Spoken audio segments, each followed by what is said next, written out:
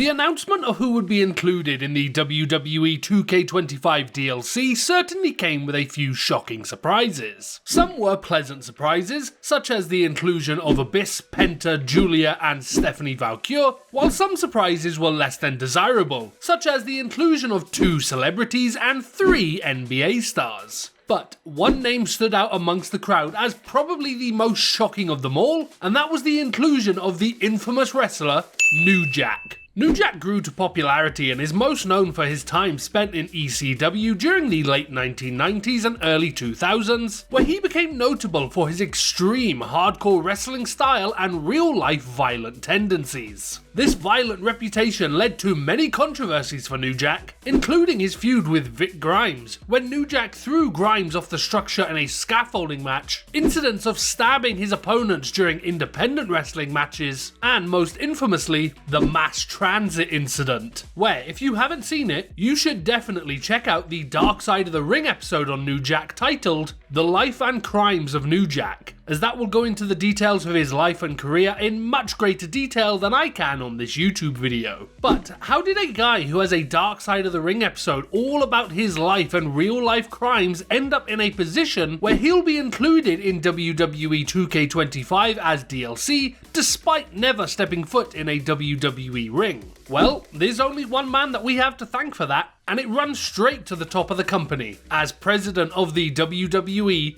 Nick Khan was the person who made this possible. In a recent interview with PW Insider, the WWE 2K producer, Brian Williams, commented on New Jack's inclusion and explains the story of how Nick Khan got him into the game. Brian said, "New Jack was a shock to all of us on the visual concepts and marketing side. New Jack was someone I never expected would make it into our franchise. It's funny, because it was actually Nick Khan who recommended or suggested that we add New Jack as DLC. When I heard that information from my marketing rep, I was like, really? They were like, oh yeah, he's a big fan. I believe he's working on the paperwork to make this thing a reality." That was a huge surprise. Talk about a curveball. That thing came out of not left field, that came out of a different game altogether. So I'm really excited to have New Jack be a part of the game this year, and we have some really cool things planned for New Jack. So it just goes to show you, even if you're a violent, crazy son of a gun, you may still end up impressing some of the most influential people in your line of work and benefiting as a result.